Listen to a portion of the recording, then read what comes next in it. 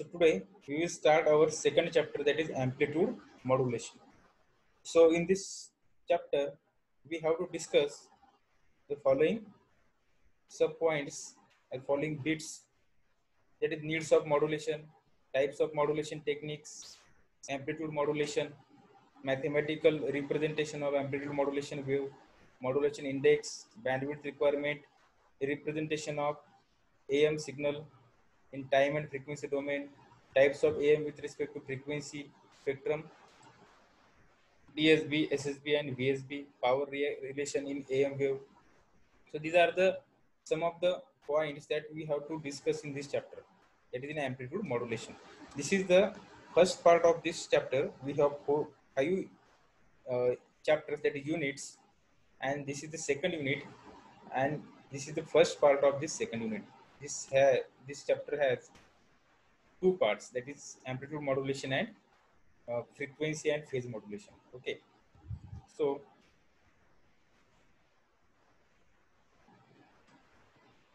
we will start first baseband transmission. Okay, so transmission without modulation is called as baseband transmission. Now there are two types of transmissions. Okay, there are two types of transmission, that is baseband transmission and bandpass transmission. Okay, when we transmit the signal from transmitter to receiver, जब हम transmitter से receiver तक signal को transmit करते हैं, तब उस signal को हम दो वे हम बोल सकते हैं, या टू मेथड से हम उसको ट्रांसमिट कर सकते हैं.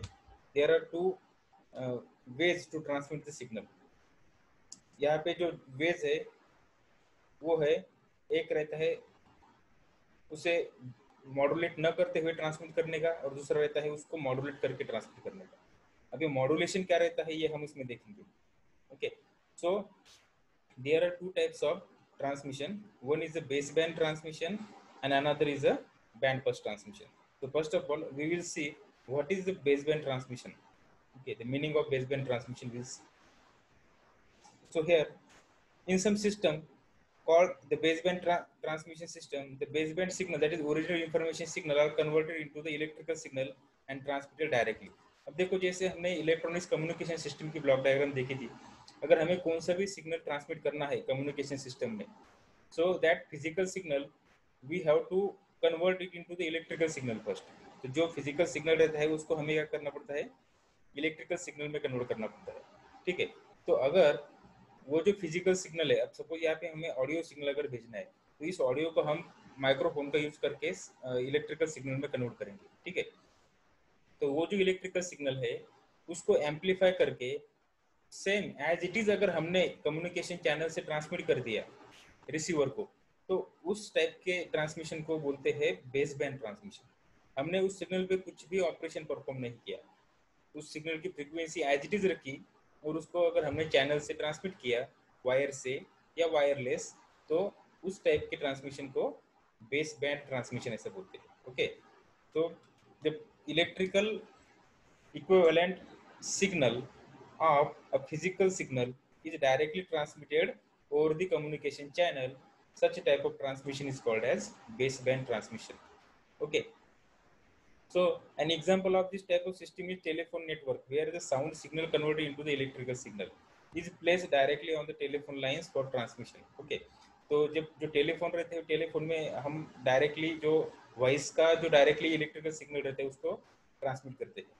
So that is the example of baseband transmission. Another example of baseband transmission is the computer data transmission over the coaxial cable in computer network.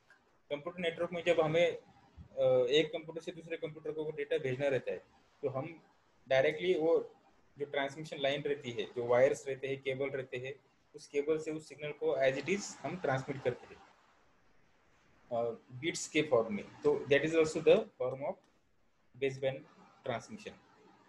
Thus, the baseband transmission is the transmission of the original information signal as it is. So this is a important point जो मैंने अभी बताया आपको. The baseband transmission is the transmission of original information signal as it is.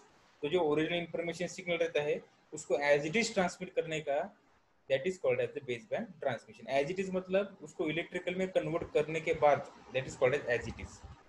मतलब अगर हमें audio भेजना है तो ऑडियो एज इट इज नहीं भेजने का, ऑडियो को इलेक्ट्रिकल में कन्वर्ट करने का और वो electrical signal as it is transmit करने का communication medium through, means communication channel के through, and that type of transmission is called as baseband transmission. Okay, तो लिमिटेशंस ऑफ बेसबैंड ट्रांसमिशन। अब ये बेसबैंड ट्रांसमिशन करने के क्या लिमिटेशंस क्या है वो हम देखेंगे।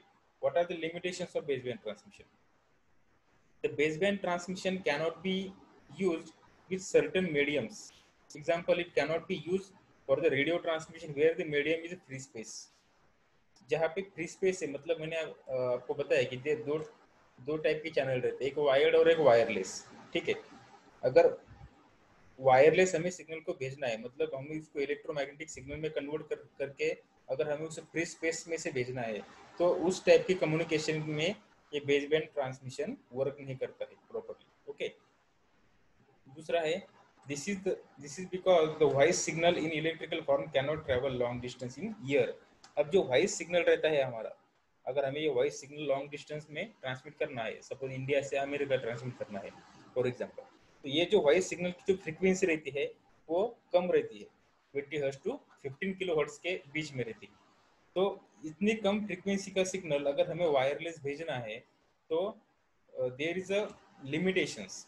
वो लो फ्रीक्वेंसी का सिग्नल लॉन्ग डिस्टेंस कवर नहीं करता है, उसको उसके बहुत सारे लिमिटेशंस है, वो लिमिटेशंस भी हम डिस्कस करेंगे। ओके, अगर सिग्नल की फ्रीक्वेंसी कम रही और कम फ्रीक्वेंसी के सिग्नल को अगर हमें वायरलेस भेजना है या फ्री स्पेस मीडियम से भेजना है या एयर मीडियम से भेजना है, तो उस समय लो फ्रीक्वेंसी होने के कारण, फ्रीक्वेंसी लो है इसका मतलब सिग्नल की जो वेवलेंथ है वो ज़्यादा रहती है, वेवलेंथ ज़्यादा रहती है, और इसके कारण जो एंटेना की हाइट रहती है वो एंटेना की हाइट हमें ज़्यादा लगती है सिग्नल को रिसीव करने के लिए, और एंटेना की हाइट हमें लगती है सी, जो हाइट है वो λ/4 इतनी लगती है। ओके, इसलिए लो फ्रीक्वेंसी का सिग्नल वायरलेस ट्रांसमिट नहीं करते हैं because we need a very large antenna height to receive the signal. दूसरा उसका रीज़न रहता है कि लो फ्रीक्वेंसी होने के कारण सिग्नल सिग्नल को नॉइस ज़्यादा करप्ट करता है, और it is more susceptible to the noise, we can say, means it is a less immune to noise when its frequency is less, so it cannot transfer cannot cover long distance when its frequency is less. so baseband transmission में frequency कम होने का जो reason है, frequency कम होने का जो reason है उसके वजह से उसके बहुत सारे लिमिटेशंस हैं। It gets suppressed after short distance. Therefore, in order to accomplish a radio communication of a baseband signal, a technique called modulation is used. अब ये जो उसकी कम फ्रीक्वेंसी रहती है, उस कम फ्रीक्वेंसी की वजह से जो कुछ लिमिटेशंस हमें आते हैं वायरलेस ट्रांसमिशन के लिए, तो वो ओवरकम करने के लिए हम एक टेक्निक यूज़ करती है कम्युनिकेशन में, और उस टेक्निक का नाम है मॉड्यूलेशन। और ये मॉड्यूलेशन बहुत ही इम्पोर्टेंट टेक्निक है या इम्पोर्टेंट कॉन्सेप्ट है जो कम्युनिकेशन में यूज़ करते हैं। ओके, सो ये मॉड्यूलेशन क्या रहता है वो अभी हम देखेंगे। So will see what is the modulation. Okay, modulation का मतलब होता है to modulate, means to change. Okay, अब देखो, in the modulation process two signals are used, namely the modulating signal and the carrier signal. The modulating signal is nothing but the baseband signal or information signal, okay, while the carrier is a high frequency sinusoidal signal. अब ये concept आप अच्छे से समझ लो modulation क्या रहता है। तो अब देखो, हमारा जो वॉइस सिग्नल है, ओके, उस वॉइस सिग्नल को हमें अगर लॉन्ग डिस्टेंस में भेजना है, लॉन्ग डिस्टेंस कम्युनिकेशन करना है, तो हम voice signal as it is तो नहीं भेज सकते, इसीलिए हम इलेक्ट्रॉनिक्स कम्युनिकेशन सिस्टम यूज़ करते हैं। और उस इलेक्ट्रॉनिक्स कम्युनिकेशन सिस्टम में हम क्या करते हैं, जो वॉइस सिग्नल है उसको इलेक्ट्रिकल सिग्नल में कन्वर्ट करते हैं। ओके, पर वॉइस का जो इक्विवेलेंट इलेक्ट्रिकल सिग्नल रहेगा उसकी जो फ्रीक्वेंसी रहेंगी वो बहुत कम रहती है, तो उसकी फ्रीक्वेंसी कम रहने के कारण वो सिग्नल लॉन्ग डिस्टेंस ट्रैवल नहीं कर पाता, वो सिग्नल नॉइस से जल्दी करप्ट हो जाता। उस सिग्नल को रिसीव करने के लिए रिसीवर एंटेना की हाइट भी बहुत ज़्यादा लगती है। ऐसे मल्टीपल सिग्नल अगर हमने ट्रांसमिट किया तो उसका मल्टीप्लेक्सिंग पे नहीं होता है, वो एक दूसरे में मिक्स हो जाता है। ओके, तो इसीलिए हम मॉड्यूलेशन यूज करते हैं। तब मॉड्यूलेशन में हम क्या करते हैं, यहाँ पे दो एक्चुअल इनपुट सिग्नल रहते हैं। ये मॉड्यूलेटर एक सर्किट रहती है। ओके, और उस मॉड्यूलेटर या सर्किट में मॉड्यूलेशन का ऑपरेशन परफॉर्म होता है। अभी मॉड्यूलेशन क्या रहता है ये हम देखेंगे अभी डेफिनेशन में। Modulation is nothing but a process in which one or more parameter of sinusoidal carrier signal is varied in accordance with the instantaneous value of amplitude of modulating signal is called as modulation। अब देखो यहाँ पे जो signal है जिसका नाम है modulating signal. अभी मॉड्यूलेटिंग सिग्नल मतलब हमारा इंफॉर्मेशन सिग्नल है जिसमें हमारी इंफॉर्मेशन है। ओके, हमारी इंफॉर्मेशन किसमें है, ये मॉड्यूलेटिंग सिग्नल में। So this is our information signal. और ये जो इंफॉर्मेशन सिग्नल है जो एज इट इज अगर हमने उसको ट्रांसमिट किया तो उसको बेस बैंड ट्रांसमिशन बोलते हैं। पर अभी हम उस सिग्नल को एज इट इज ट्रांसमिट नहीं करेंगे, हम इस मॉड्यूलेटिंग सिग्नल को ये मॉड्यूलेटर ये सर्किट को इनपुट देंगे और इस मॉड्यूलेटर सर्किट को दूसरा इनपुट देंगे हम कैरियर सिग्नल। ओके, तो कैरियर सिग्नल क्या रहता है, एक हाई फ्रीक्वेंसी साइनोसाइडल सिग्नल रहता है। ओके, और ये हम उस मॉड्यूलेटर को देंगे। अब ये जो हाई फ्रीक्वेंसी साइनोसाइडल सिग्नल है उसमें कुछ भी इंफॉर्मेशन नहीं रहती है। It this high frequency sinusoidal carrier signal do not contain any information. Okay, वो ब्लैंक रहता है, मतलब उसमें कुछ भी इंफॉर्मेशन नहीं रहती है, उसकी सिर्फ हाई फ्रीक्वेंसी रहती है। और ये हमारी जो इन्फॉर्मेशन रहती है वो इस मॉड्यूलेटिंग सिग्नल में रहती है। तो इसलिए मॉड्यूलेटिंग सिग्नल को इन्फॉर्मेशन सिग्नल भी बोलते हैं या उसको बेस बैंड सिग्नल भी बोलते हैं। ओके, तो modulating signal is also called as base band signal और इन्फॉर्मेशन सिग्नल और मॉड्यूलेटिंग सिग्नल। तो ये दो सिग्नल हमने मॉड्यूलेटर को इनपुट दिए। तो मॉड्यूलेटर में मॉड्यूलेशन ये ऑपरेशन परफॉर्म होगा। तो मॉड्यूलेशन ऑपरेशन परफॉर्म होने के बाद आउटपुट में जो सिग्नल हमें मिलेगा that is called as modulated signal. तो आउटपुट में हमें क्या सिग्नल मिलेगा, मॉड्यूलेटेड सिग्नल। ठीक है, अब आगे देखते हैं। देखो definition of modulation. So in the modulation process some parameter of carrier wave such as amplitude, frequency or phase is varied in proportion with the modulating signal।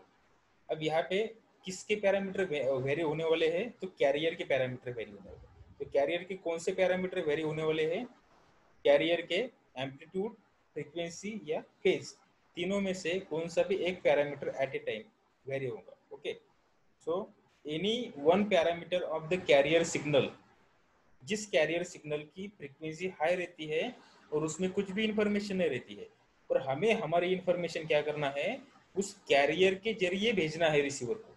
तो we have to impose our information on high frequency carrier signal and we have to transmit the carrier signal. Okay, हमें transmit modulating नहीं करनी है, हमें transmit career करनी है। और कैसी करनी है, उसके पैरामीटर चेंज करके। और वो जो पैरामीटर चेंज होंगे कैरियर के वो हमारे इंफॉर्मेशन को रिप्रेजेंट करेंगे। बात समझ में आ रही है आपको? Okay, so in the modulation process some parameter of the carrier wave such as amplitude, frequency और phase is varied in proportion with the modulating signal. Modulating signal के अकॉर्डिंगली या मॉड्यूलेटिंग सिग्नल के प्रोपोर्शनल में हमें क्या करना है, carrier signal के पैरामीटर वेरी करना है। Okay, the result of this process is called as modulated signal. इस प्रोसेस का जो रिजल्ट आएगा मतलब आउटपुट आएगा उसको क्या बोलते हैं, मॉड्यूलेटेड सिग्नल। ओके, तो ये मॉड्यूलेटेड सिग्नल। ठीक है, सो एकदम सिंपल है। सो this modulated signal is then transmitted by the transmitter over a communication channel or medium। अब वो जो modulated signal है वो हम communication medium, उसको जिसको communication channel बोलते हैं, उसके थ्रू उसको ट्रांसमीटर से रिसीवर तक ट्रांसमिट करेंगे। Now the receiver will demodulate the received modulated signal। The receiver will demodulate the received modulated signal and get the original information back। Thus demodulation is exactly opposite to the modulation। तो receiver में क्या होता है, जो signal हमने receive किया हम उसमें से इंफॉर्मेशन सिग्नल फिर से रिकवर करेंगे। तो इसलिए रिसीवर में जो प्रोसेस होती है उसको डीमॉड्यूलेशन बोलते हैं। और डीमॉड्यूलेशन मतलब मॉड्यूलेशन के exactly opposite. Okay, so this is similar to the situation with a person travel in his car or his bike from one place to other. The person can be viewed as a modulating signal and car or bike as a carrier as shown in figure. अब इस diagram में आप देखो, एक analogous एक example है यहाँ पे, ठीक है। तो यहाँ पे आप देख सकते हो कि एक कार है, ओके, और ये एक बाइक है।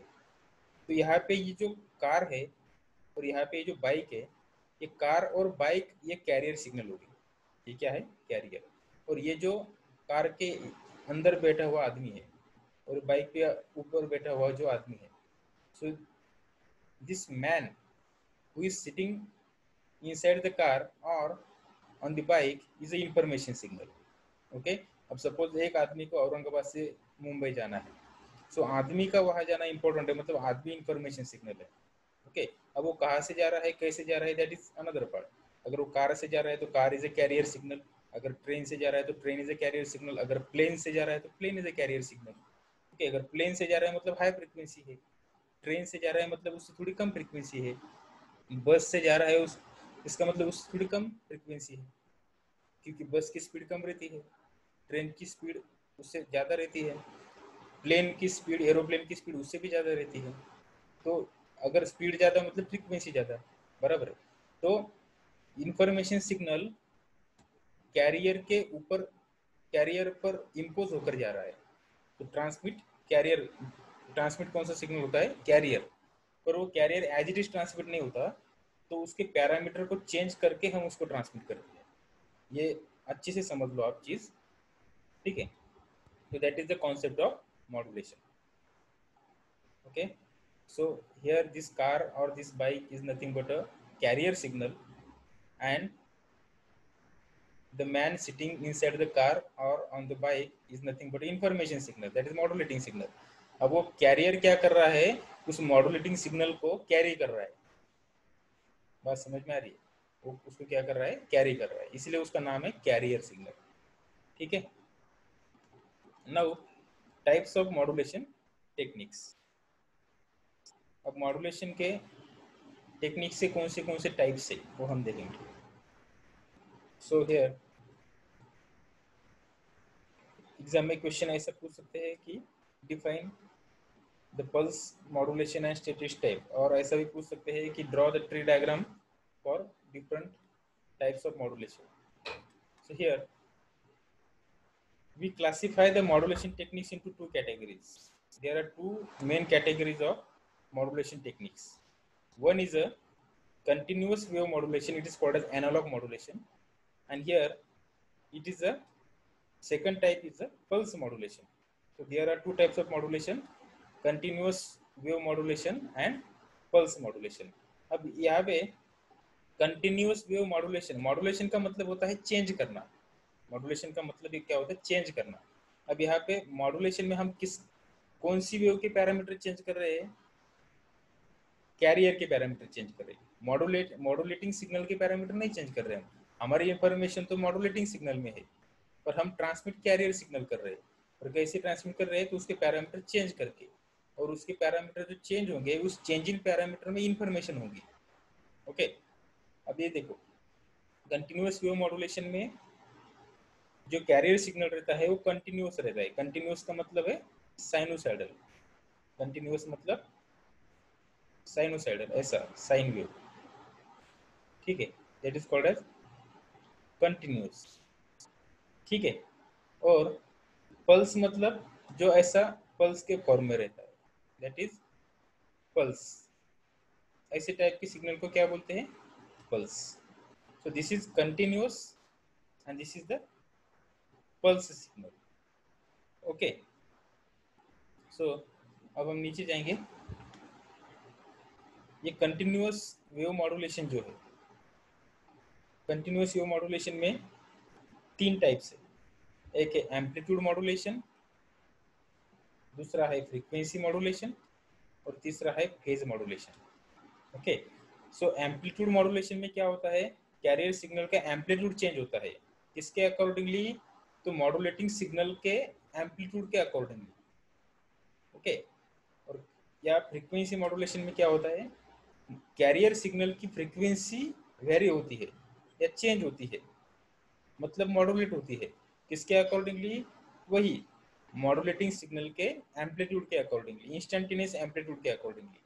और ये जो है थर्ड फेज मॉड्यूलेशन, इसमें क्या होता है, कैरियर सिग्नल का फेज मॉड्यूलेट होता है मतलब चेंज होता है किसके अकॉर्डिंगली, तो मॉड्यूलेटिंग सिग्नल के इंस्टेंटेनियस एम्पलीट्यूड के अकॉर्डिंगली। ओके, सो यहाँ पे कैरियर का एम्पलीट्यूड चेंज होता है, यहाँ पे कैरियर की फ्रीक्वेंसी चेंज होती है, यहाँ पे कैरियर के फेज चेंज होता है किसके अकॉर्डिंगली, तो मॉड्यूलेटिंग सिग्नल के इंस्टेंटेनियस वोल्टेज के अकॉर्डिंगली। ओके, सो अगर एम्पलीट्यूड चेंज होता है तो उसको हम एम्पलीट्यूड मॉड्यूलेशन बोलेंगे, अगर फ्रीक्वेंसी चेंज होता है तो उसको हम फ्रीक्वेंसी मॉड्यूलेशन बोलेंगे, और अगर फेज चेंज होता है तो उसको हम फेज मॉड्यूलेशन बोलेंगे। ओके, और जो सेकंड टाइप है पल्स मॉड्यूलेशन, तो पल्स मॉड्यूलेशन क्या रहता है, जिसमें जो कैरियर सिग्नल रहता है वो पल्स नेचर का रहता है, मतलब ऐसा रहता है। देखो कंटिन्यूअस वेव मॉड्यूलेशन में जो कैरियर सिग्नल रहता है वो ऐसा रहता है।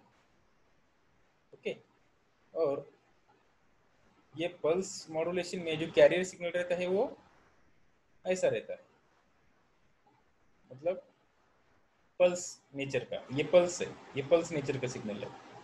तो यहाँ पे दो उसके टाइप से फिर से, एनालॉग पल्स मॉड्यूलेशन और डिजिटल पल्स मॉड्यूलेशन।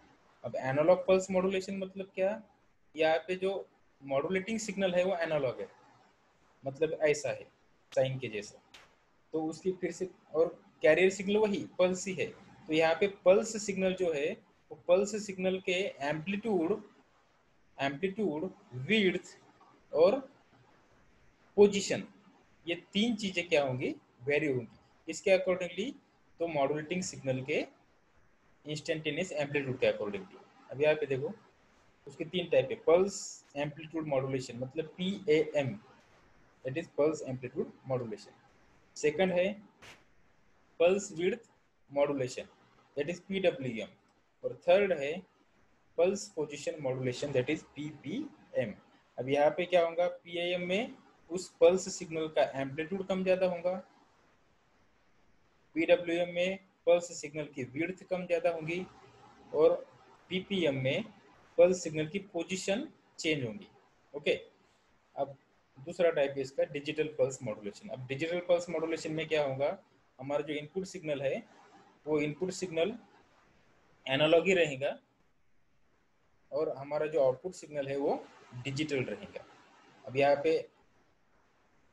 पे इनपुट सिग्नल डिजिटल कैसे, डिजिटल मतलब in the form of binary 0 and 1। Okay, तो उसके दो टाइप से, तीन टाइप से, pulse code modulation, delta modulation और एडेप्टिव डेल्टा मॉड्यूलेशन। अब ये जो डिजिटल पल्स मॉड्यूलेशन टेक्निक है वो आप नेक्स्ट सेमेस्टर में पढ़ोगे, डिजिटल कम्युनिकेशन सिस्टम ये सब्जेक्ट में। ओके, तो हमें ये पूरा जो टॉपिक है वो इस सब्जेक्ट में कवर करना है। Okay, so any doubt in this, तो हम नेक्स्ट इसमें सर जाएंगे। सर आप बोले पल्स मतलब square wave.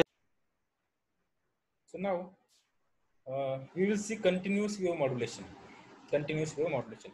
In continuous wave modulation, the carrier is usually sinusoidal, that is sine wave or cosine wave. Its frequency is much higher than the frequency of modulating signal. अब ये बात आप अपने दिमाग में पक्की फिट करके रखो कि जो मॉड्यूलेटिंग सिग्नल रहता है वो मतलब हमारा इन्फॉर्मेशन सिग्नल रहता है, जिसमें हमारी इन्फॉर्मेशन होती है, उसकी फ्रीक्वेंसी कम रहती है। और जो कैरियर सिग्नल हम लेते हैं उसमें कुछ भी इन्फॉर्मेशन नहीं रहती है, पर उसकी हाई फ्रीक्वेंसी होने के कारण हम उसको लेते हैं। ओके, तो इसलिए कैरियर सिग्नल की फ्रीक्वेंसी ऑलवेज ज़्यादा रहती है, बहुत ज़्यादा रहती है, ये बात आप याद रखो। Its frequency is much higher than the frequency of modulating signal, मतलब कैरियर की फ्रीक्वेंसी मॉड्यूलेटिंग सिग्नल की फ्रीक्वेंसी से बहुत ज़्यादा है। Okay, so depending on which parameter of the carrier change, the continuous wave modulation are classified into three categories. Okay, उसकी 3 category में उसको हम कैटेगराइज करेंगे। पहला है एम्पलीट्यूड मॉड्यूलेशन, दूसरा है फ्रीक्वेंसी मॉड्यूलेशन और तीसरा है पल्स फेज मॉड्यूलेशन। ओके, तो amplitude, frequency and phase, these are the 3 types of continuous wave modulation। Okay, so हम अभी नीचे देखेंगे एम्पलीट्यूड मॉड्यूलेशन। जैसे मैंने आपको बोला कि एम्पलीट्यूड मॉड्यूलेशन मतलब क्या, जिसमें क्या होता है कि the amplitude of the carrier signal varied, the amplitude of the carrier signal varied in proportion with the instantaneous amplitude of the baseband signal। Okay, उसको बोलते हैं एम्पलीट्यूड मॉड्यूलेशन। तो उसमें फ्रीक्वेंसी एंड फेज क्या रहती है, कांस्टेंट रहते हैं। नेक्स्ट है फ्रीक्वेंसी मॉड्यूलेशन। अब फ्रीक्वेंसी मॉड्यूलेशन में क्या होता है, the frequency of the modulating signal, frequency of the carrier signal gets varied और change in accordance with the instantaneous amplitude of the baseband signal. Baseband signal मतलब modulating signal, उसके accordingly क्या होता है, कैरियर की फ्रीक्वेंसी चेंज होती है और एम्पलीट्यूड कांस्टेंट रहता है। और फेज मॉड्यूलेशन, फेज मॉड्यूलेशन में क्या होता है, कैरियर सिग्नल का फेज वेरी होता है किसके अकॉर्डिंगली, तो instantaneous amplitude of the baseband signal उसके अकॉर्डिंगली। बेसबैंड मतलब मॉड्यूलेटिंग, मॉड्यूलेटिंग सिग्नल के इंस्टेंटेनियस वैल्यू जो रहती है एम्पलीट्यूड की, उसके अकॉर्डिंगली कैरियर का फेज चेंज होता है यहाँ पे। ओके, अब पल्स मॉड्यूलेशन में देखो, pulse modulation, next is a pulse modulation। So what is pulse modulation? In pulse modulation the carrier is in the form of train of periodic rectangular pulses। okay, periodic rectangular pulses, ये pulse signal मैंने आपको बोला, यहाँ पे आप देख सकते हो pulse signal।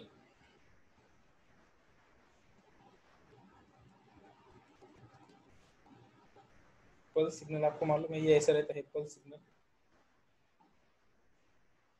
this is the pulse signal। okay, यहाँ पे 2 वैल्यू रहती है, एक हाई और लो, ये ऐसा ट्रेन ऑफ पल्स सिग्नल रहता है, समझ में आया? This is the pulse signal. So pulse modulation can be either analog or digital। pulse modulation analog भी रह सकता है, digital भी रह सकता है। So in analog pulse modulation the amplitude, width or position of the rectangular pulse change in accordance with the modulating signal। उसकी amplitude, position और width, ये तीनों में से कौन सा भी एक पैरामीटर चेंज होगा, उसके अकॉर्डिंगली उसका नॉमेनक्लेचर है, pulse amplitude modulation, pulse width modulation और pulse position modulation. So PAM, PWM and PBM are the example of analog pulse modulation, and PCM, DM and ADM are the example of digital pulse modulation। Okay, so frequency translation in modulation process, यहाँ पे देखो the baseband signal or the modulating signal is a low frequency signal। For example, the audio signal is present in the frequency range from 20 Hz to 20 kHz। ठीक है, but due to the modulation some signal now gets translated into the higher frequency range। For example, Vividh Bharati Pune station is tuned to 101 megahertz। okay, विविध भारती पुणे जो रहता है 101 megahertz रहता है, और AM कितना रहता है पुणे का 792 किलोहर्ट्ज में रहता है। ओके, सो ये ऐसे फ्रीक्वेंसी क्या होती है उसकी ट्रांसलेट होती है, that is called frequency translation. हम हमारे सिग्नल की जो फ्रीक्वेंसी है, हम सेम फ्रीक्वेंसी में सिग्नल को ट्रांसमिट कभी नहीं करते हैं, हम उस सिग्नल को हाई फ्रीक्वेंसी में ट्रांसलेट करके उसको ट्रांसमिट करते हैं। Okay, so next multiplexing. अभी मल्टीप्लेक्सिंग क्या रहता है, multiplexing is the process of combining several message signal together and send them over the same communication channel. इसमें क्या करते हैं हम, सेवरल सिग्नल जो है मैसेज सिग्नल उसको कंबाइन करते हैं, और कंबाइन करने के बाद उसको एक कंपोजिट सिग्नल में कन्वर्ट करके उसको एक सिंगल मीडियम से ट्रांसमिट करते हैं, that is called as multiplexing. अब यहाँ पे देखो 3 टाइप रहते हैं मल्टीप्लेक्सिंग के, frequency division multiplexing, time division multiplexing और कोड डिवीजन मल्टीप्लेक्सिंग, वो हम बाद में डिस्कस करेंगे। Then need of modulation. Okay, so modulation की नीड क्या है, अब मॉड्यूलेशन में क्या करते हैं हम हाई फ्रीक्वेंसी यूज करते हैं। अब सिग्नल जो भेजते हैं हम वो हाई फ्रीक्वेंसी में ट्रांसमिट होता है, तो हाई फ्रीक्वेंसी में ट्रांसमिट होने की वजह से उसकी क्या क्या एडवांटेजेस है हम देखेंगे। ओके, तो देखो advantages of modulation, reduction in the height of antenna. देखो अगर बेस बैंड सिग्नल हमने एज इट इज अगर ट्रांसमिट किया तो उसीलिए उसको रिसीव करने के लिए हमें एंटेना की हाइट बहुत ज़्यादा लगती है। इसीलिए हम क्या करेंगे, मॉड्यूलेशन करेंगे, और मॉड्यूलेशन करने के बाद हम जो मॉड्यूलेटिंग सिग्नल वो हाई फ्रीक्वेंसी कैरियर में इम्पोज करके भेजते हैं। मतलब जो ट्रांसमिट होने वाला सिग्नल रहता है वो हमारा हाई फ्रीक्वेंसी वाला सिग्नल रहता है।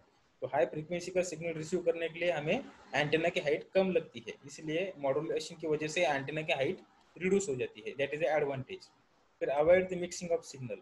तो डिफरेंट फ्रीक्वेंसी में अगर हमने सिग्नल को मॉड्यूलेट किया तो हम डिफरेंट सिग्नल को मिक्स कर सकते हैं और मतलब मल्टीप्लेक्स कर सकते हैं, और एक कंपोजिट सिग्नल में कन्वर्ट करके एक सिंगल कम्युनिकेशन मीडियम से उसको ट्रांसमिट कर सकते हैं। तो उसकी वजह से क्या होगा, रिसीवर में जाने के बाद हम सब कंबाइन किए हुए सिग्नल को एग्जैक्टली क्या कर सकते हैं, सेपरेट कर सकते हैं विदाउट मिक्सिंग। तो उसमें सिग्नल की मिक्सिंग अवॉइड होती है। Increase the range of communication, communication की रेंज इंक्रीज होती है, मतलब लॉन्ग डिस्टेंस कम्युनिकेशन होता है। मल्टीप्लेक्सिंग पॉसिबल होती है, जो मैंने अभी बताया आपको। Improve the quality of reception, signal की क्वालिटी क्या होती है, इम्प्रूव होती है। अब ये देखो एंटेना की हाइट यहाँ पे रिड्यूस होती है। मिनिमम एंटेना हाइट हमें लगती है λ/4। लैम्बडा मतलब c/f।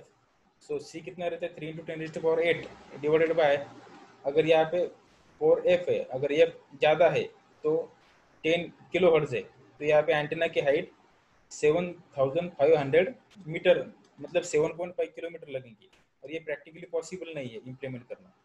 ओके, और अगर हमने फ्रीक्वेंसी ज़्यादा लिया, यहाँ पे फ्रीक्वेंसी ज़्यादा लिया हमने, तो एंटेना की हाइट सिर्फ 75 मीटर आती है। तो 75 मीटर का एंटेना हम इम्प्लीमेंट कर सकते हैं। सो जैसे फ्रीक्वेंसी बढ़ती है एंटेना की हाइट रिड्यूस होती है। तो दिस इज द एडवांटेज